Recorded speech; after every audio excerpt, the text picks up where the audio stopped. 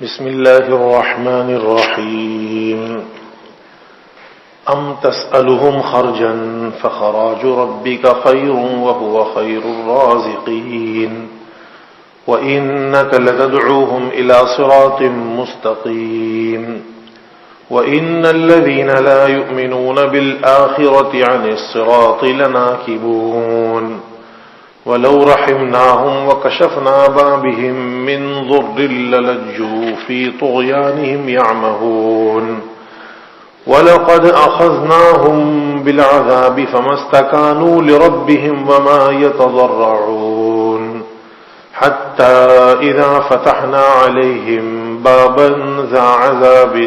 شَدِيدٍ إِذَا هُمْ فِيهِ مُبْلِسُونَ۔ سورۃ المومنون آیت نمبر 72 تا 77۔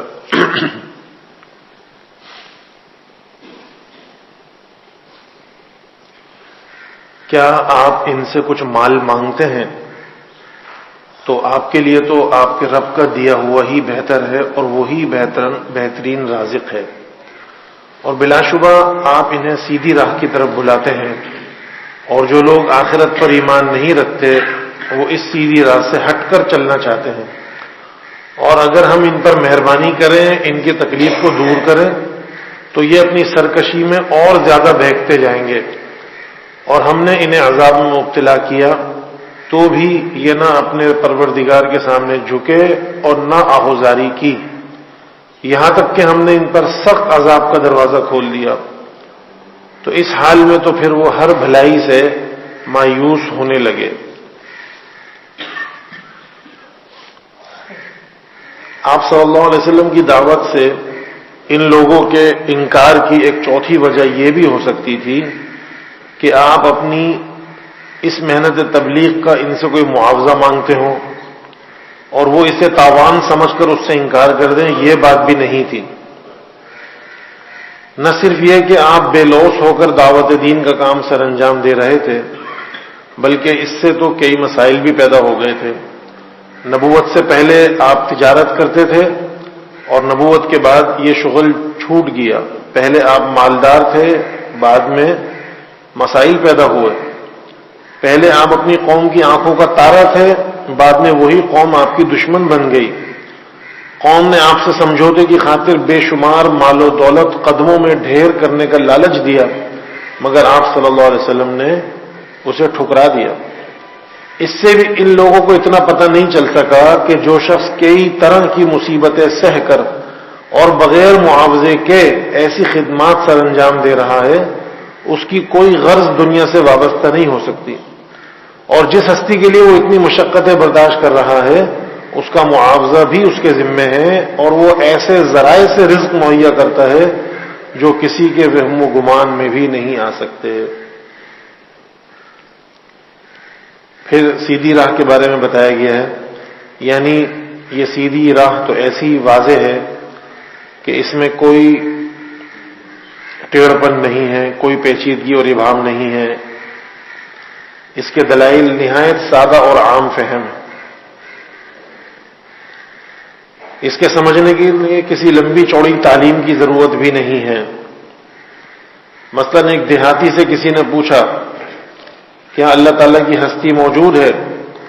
کہنے لگا ہاں ہے۔ پوچھنے والے نے دوبارہ سوال کیا بھلا کیسے؟ دیہاتی آدمی تھا، کہنے لگا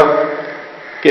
راستے میں اگر ہم کوئی اونٹ کی مینگنی وغیرہ پڑی دیکھیں تو اندازہ لگا لیتے ہیں کہ یہاں سے یقیناً کوئی اونٹ گزرا ہے۔ اسی طرح جب اتنی وسیع کائنات ہم دیکھتے ہیں، یہ سورج، یہ چاند اور یہ پوری کائنات کا نظام، نباتات، جمادات، یہ سب کچھ دیکھتے ہیں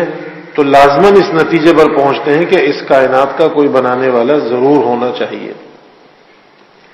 اسی طرح ہم دیکھتے ہیں کہ اگر ایک گھر میں دو حاکم ہوں اس کا نظام کبھی درست نہیں رہتا،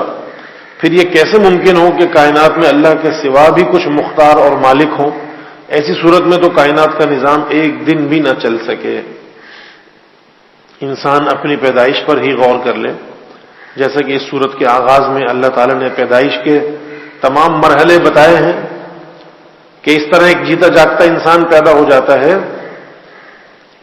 بآسانی اندازہ لگایا جا سکتا ہے کہ جو کام اس دنیا میں ہر آن ہمارے سامنے ہو رہے ہیں وہ آخر انسان کی موت کے بعد کیوں ناممکن ہوں گے. غرض دین کی اصولی تعلیمات پر غور فرمائیے تو یہ سب باتیں سیدھی سادہ اور عام فہم نظر آئیں گی، اور یہی اصولی باتیں اللہ کی سیدھی راہ ہے. کفار مکہ پر قحط. جب ابتدائی اسلام میں ہی کفار مکہ نے مسلمانوں اور پیغمبر اسلام پر مصائب ڈھانا شروع کیے اور یہاں تک مخالفت کی کہ ان کا جینا محال کر دیا، تو رسول اللہ صلی اللہ علیہ وسلم نے اللہ کے حضور ان کے حق میں بد دعا کی اور فرمایا یا اللہ ان پر سیدنا یوسف علیہ السلام جیسے قحط کے 7 سال مسلط کر. چنانچہ آپ کی دعا قبول ہو گئی تو ان پر قحط کا عذاب آ گیا، بارشیں رک گئیں، باہر سے غلہ آنا بھی رک گیا، اور نوبت یہاں تک پہنچ گئی کہ یہ لوگ مرے ہوئے جانور، ہڈیاں اور خون تک کھانے پر مجبور ہو گئے. مگر بھوک پھر بھی نہیں مٹتی تھی، لوگ بھوکوں مرنے لگے اور بھوک کی وجہ سے اتنے کمزور ہو گئے کہ آسمان کی طرف نظر اٹھاتے تو انہیں دھواں نظر آتا. اس واقعے کا ذکر قرآن مجید میں متعدد مقامات پہ آیا ہے اور سورہ دخان میں بھی صراحت سے مذکور ہے. بالآخر ابو سفیان آپ کی خدمت میں حاضر ہو کر کہنے لگا اے نبی تم تو رشتہ جوڑنے کی تاکید کرتے رہے ہو، ہم تمہاری ہی برادری ہو کر بھوکوں مر رہے ہیں، ہمارے لیے اللہ سے رحم کی دعا کرو. چنانچہ آپ صلی اللہ علیہ وسلم نے دعا فرمائی اور اللہ نے رحم کر دیا، بارشیں بھی شروع ہو گئیں، باہر سے غلہ آنا بھی شروع ہو گیا، بھلے دن آ گئے. پھر کفار مکہ سب باتیں بھول گئے اور پہلے کی طرح مسلمانوں کو دکھ دینا شروع کر دیا. یہ بالکل اسی طرح ہوا کہ جس طرح فرعونیوں پر عذاب آئے تو انہوں نے موسیٰ علیہ السلام سے دعائیں کروائیں، اور جب موسیٰ علیہ السلام نے دعائیں کی ان کے حالات صحیح ہو گئے، پھر دوبارہ انہوں نے ظلم و زیادتی شروع کر دی. یہی کچھ اہل مکہ نے، کفار نے کیا تھا. اگلی آیت ہے، اس میں فرمایا کہ اذا ہم مبلسون، یہاں تک کہ یہ مایوس ہونے لگتے ہیں. مبلسون کا معنی ہے غم کی وجہ سے سخت مایوس ہو جانا یا سخت مایوسی کی وجہ سے غمگین ہو جانا اور اسی مایوسی میں بھڑک اٹھنا. یعنی ان کافروں کی حالت یہ ہو گئی ہے کہ جو انہیں مار پڑتی ہے انہیں اپنے کامیابی کے امکانات ختم ہوتے نظر آتے ہیں. تو اب ہونا تو یہ چاہیے تھا کہ وہ سیدھی رائے اختیار کریں، لیکن مزید طیش میں آتے ہیں اور دوسری اقوام اور دوسرے مشرک قبائل کو اپنے ساتھ ملا کر اجتماعی طور پر مسلمانوں پر حملہ آور ہو کر انہیں صفحہ ہستی سے مٹا ڈالنے کی کوششیں کرنے لگتے ہیں. وآخر دعوانا ان الحمد للہ رب العالمین.